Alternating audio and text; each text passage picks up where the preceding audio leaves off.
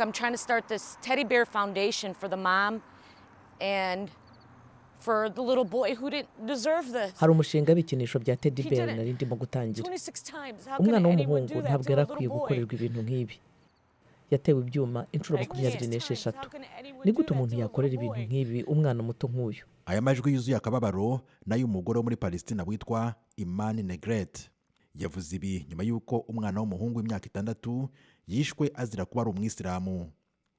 Uyu mwana witwaga Wadeya Al-Fayumi yateraguwe ibyuma inshuro 26 zose hakoreshejwe icyuma cya santimetero 18 gikoreshwa n'abasirikare kizwi nka bayoneti.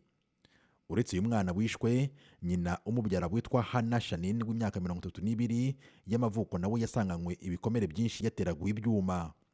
Uyu muryango wibasiwe warutuye mu mujyi muto witwa Plainfield mu birometero nka 50 uvuye mu mujyi munini wa Chigaco. Abashinzwe iperereza bashoboye kumenya ko Hana Shanin n'umwana we bagabweho icyafatwa nk'igitero bigambiriwe. Impamvu yasobanuwe nuko ari Abisilamu kandi biroroshye guhuza ibi n'intambara ibera mu burasirazuba bwo hagati ishyamiranyije umutwe wa Hamas na Israel. Ibi byatangajwe na polisi ya komini yitwa Will uwo muryango utuyemo. Umugore w'umunyapalestina witwa Umwana ukomoka mu gace Shanin nawe akomokamo kahitwa Betuniya muri Palestine yumvikanye avuga ko ibaragahoma munwa. Birababaje, bishenguye umutima kandi nuko ari hano nta ruhare yabigizemo.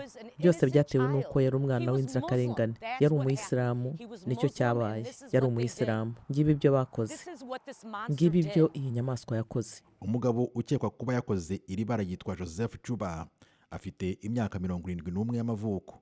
Ibiro bya polisi byatangaje ko uyu musaza akurikiranyweho ibyaha byo kwica byo mu rwego rwa mbere, hiyongereyeho n'ikindi cy'urwango no gukubita hakoreshejwe intwaro yica.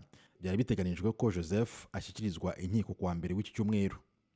Umuyobozi w'ibiro bishinzwe iperereza muri Amerika FBI Christopher Wray yasabye abakuru ba za polisi zo ku isi bari mu nama mu mujyi wa San Diego muri California kuwa gatandatu kuba maso mu bihe nk'ibi bigoye.